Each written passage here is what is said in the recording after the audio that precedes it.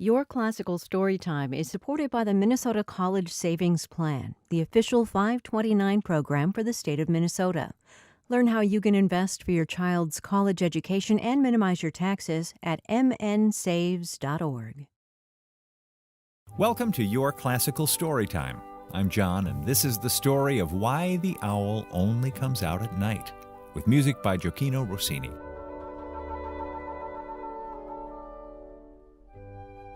It was a sunny, humid morning in the Yunque forest of Puerto Rico.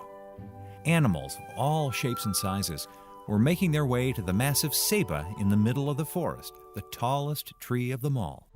They were meeting to decide which group of animals would host the annual rainy season party. "I nominate the bats," yelled a big brown bat. "Ugh, not the bats.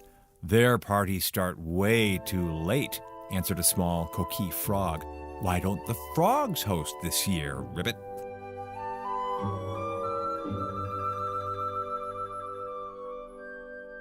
"The frogs hosted last year," accused a Puerto Rican boa, hissing from the branch it was perched on. "Besides, everyone knows the snakes are the best dancers." "Why would anybody go to a snake's party when we can have a pool party with the fish?" exclaimed a guppy from a creek nearby. "No way! I almost drowned last time," retorted the ground beetle, shifting his wings nervously. "Enough!" rang a voice above everyone else. With the flap of wings, the yellow-crowned night heron landed in the middle of the circle. "For many years, the birds have visited parties across the forest. We've partied in the rivers, in caves, even in the swamp.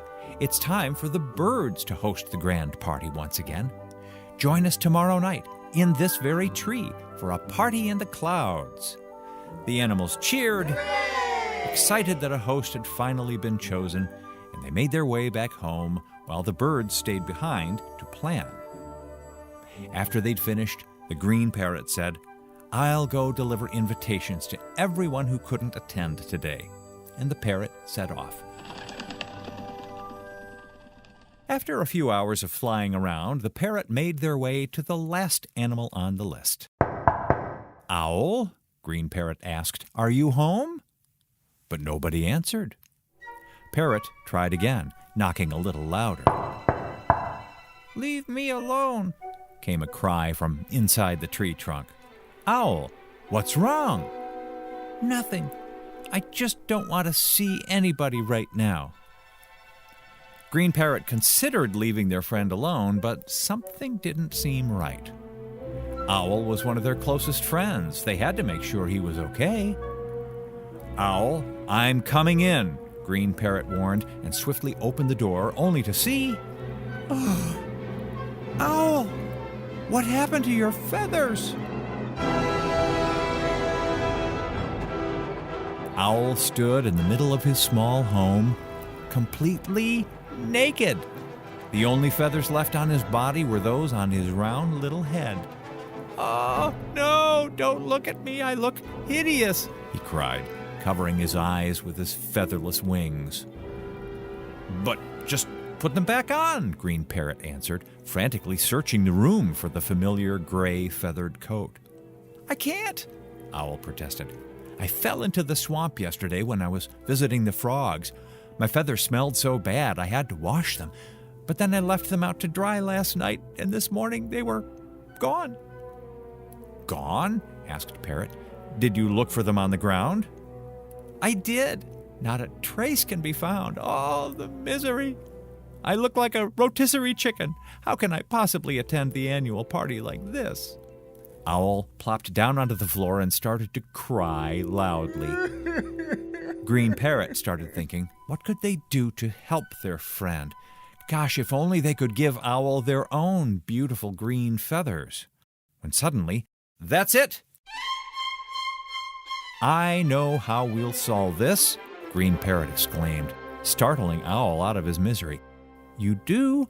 Owl asked. "I do. I'll be right back. Don't worry, Owl, you're going to the party for sure." And with a last flap of emerald green feathers, Green Parrot flew out into the sunset. Owl paced around his small home as he waited for his friend. A short time later, Green Parrot burst through the door and shoved something colorful into Owl's bare wings. "What is this?" Owl exclaimed. "It's beautiful." The coat had feathers of every color, from green to red to yellow to white to blue, even shimmering black. It was like a rainbow. "It's a coat. The other birds and I put it together for you," said Green Parrot. "Everyone donated one feather from their coat to make it." "Really?" asked Owl incredulously. "Just for me?" "Yes, there's only one condition. You have to promise to return the coat at the end of the party so everyone can get their feathers back," Green Parrot explained carefully. "Yes, I'll do it. Oh, thank you so much, Green Parrot. I'm so happy," Owl exclaimed, giving Green Parrot a big hug.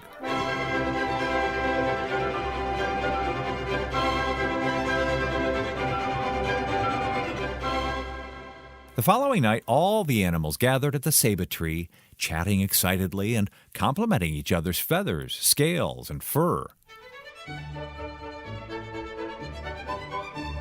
The birds had organized a wonderful party filled with food and games for everyone. But they were waiting on a very special guest. "When did Owl say he would arrive?" said the banana quit. "I can't wait to see my yellow feather in the coat. I bet it'll really catch everyone's attention." "Next to my red feather, I'm sure they'll both shine brightly," the woodpecker added. He's here! The green hummingbird exclaimed as she zipped in from her spot on a branch outside. "Owl has arrived!"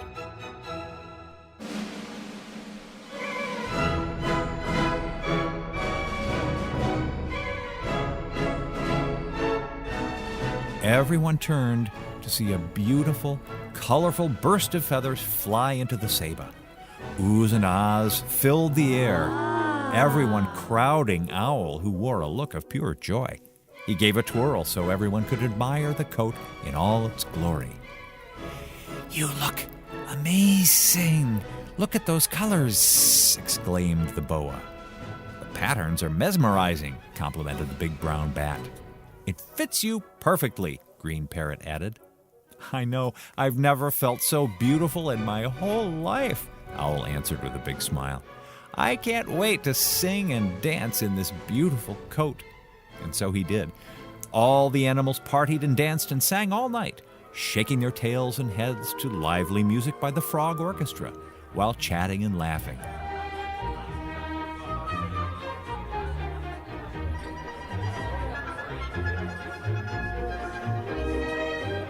The party ran well into the night, with the first rays of dawn beginning to peek over the horizon just as the music started to wind down. The animals were saying their goodbyes with full bellies and full hearts, but heavy eyelids. "Time to go, everyone!" yelled someone from the canopy. "Already? But it feels like the party has just started," said Owl.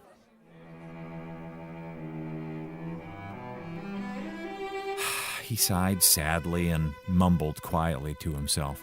"It's not fair. This is the most beautiful coat I've ever seen, and I look so good in it. If only I could keep it for a little longer. It's such a shame I have to return it so soon. Or do I?"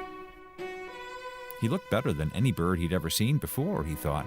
In fact, he probably looked better in this coat than any other bird would. "You know what?" Owl said to himself. "I don't care. I'm going to keep this coat. I'm sure everyone will come to their senses and understand I'm the only bird in the whole forest that can wear it so well. I'm sure they'll agree with me." And so, without saying a word, Owl tiptoed away from his friends and flew home. It wasn't until the afternoon that Owl woke up to the sound of loud knocking at his door. "Owl, are you awake? Owl!" Green Parrot asked through the door. Owl was about to answer when he remembered everything that had happened last night. Oh no, the coat!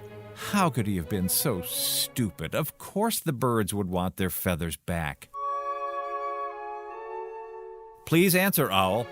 The other birds really need their feathers to complete their coats, Green Parrot added. Owl was so embarrassed. He couldn't possibly answer the door. But what could he do? So he did the only thing he could think of and threw the covers over his head, pretending to be asleep. After a few more minutes of knocking, Green Parrot went away. More birds came to Owl's house trying to speak to him, but every time he would pretend to be asleep and wait for them to leave. It was only at night, when everyone had gone to sleep, that Owl was finally able to get out of bed. He paced around his house, wondering what to do with himself until morning when the knocking returned. Hey, Owl, open up! Owl! Hey, Owl, I need my feather back. With a yelp, Owl dove back into bed and pretended to be asleep. He did this for days, then weeks. And before he knew it, he'd been going to sleep during the day and going out at night to avoid the other birds for a whole year.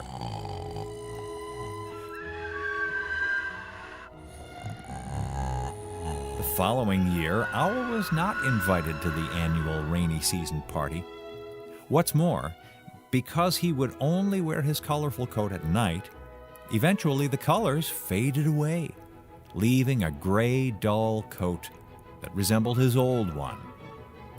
Due to his selfishness, Owl ended up with a boring coat, no party, and no friends. And that's why the owl only comes out at night. The end.